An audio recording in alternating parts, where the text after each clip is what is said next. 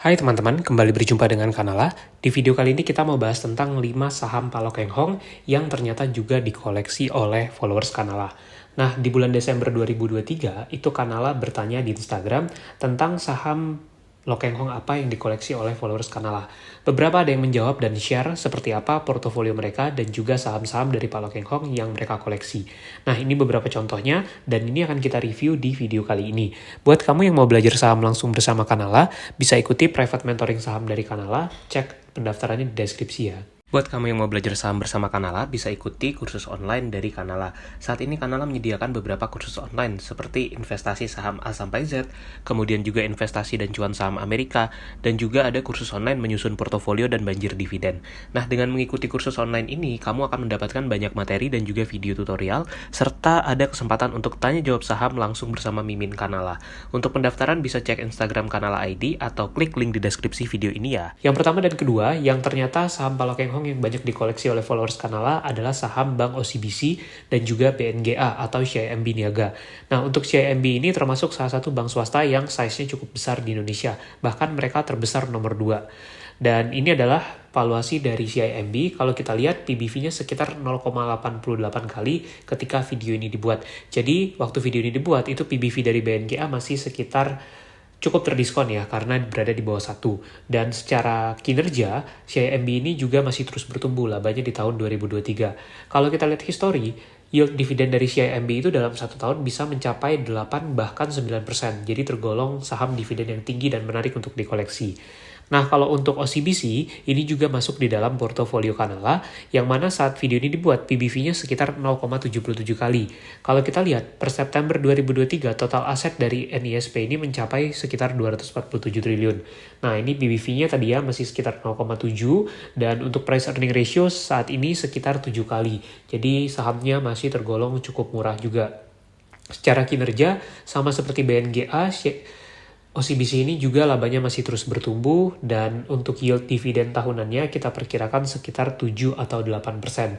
Nah, mudah-mudahan kalau nanti bisa tercapai, ini bisa menjadi satu saham dividen yang menarik juga. Untuk kamu yang ingin lihat review lebih detail tentang NISP dan juga berbagai saham lain yang Kanala koleksi, bisa cek link di deskripsi ya.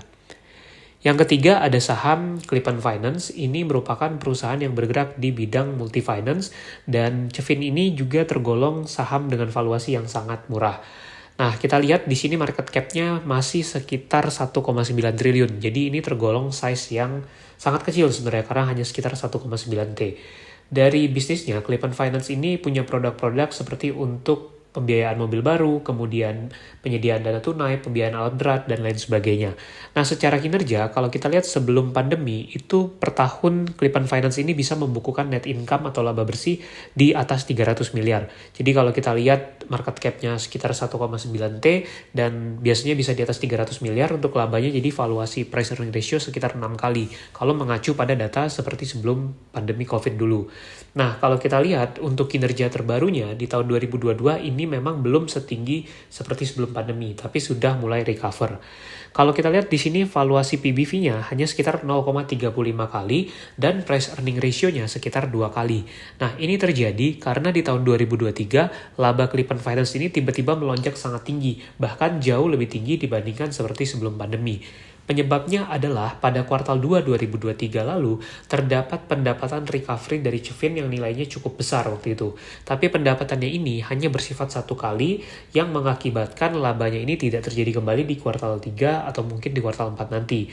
Nah, ini kalau kita lihat dari segi valuasi Cevin ini tergolong sangat murah dan di tahun buku 2022 mereka bahkan membagi dividen dengan jumlah yang cukup besar sehingga yieldnya mencapai 33%. Tapi kita harus menunggu apakah kedepannya Clippan Finance akan rutin atau tidak bagi dividen. Yang keempat ada saham BMTR Global Mediacom.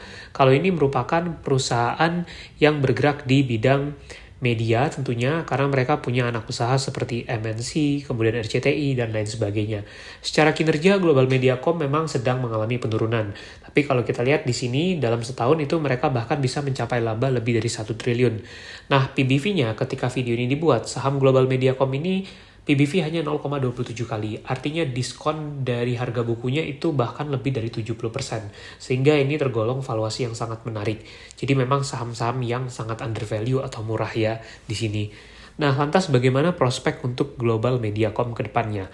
Kalau menurut Kanala, ini nanti akan tergantung dari kinerja anak usahanya, khususnya anak usaha yaitu MNCN. Kalau MNC bagus, maka bisa jadi BMTR juga akan bagus. Yang kelima ada saham Intiland dengan kode saham DILD. Ini juga market cap-nya kecil sekali, hanya sekitar 1,96 triliun ketika video ini dibuat.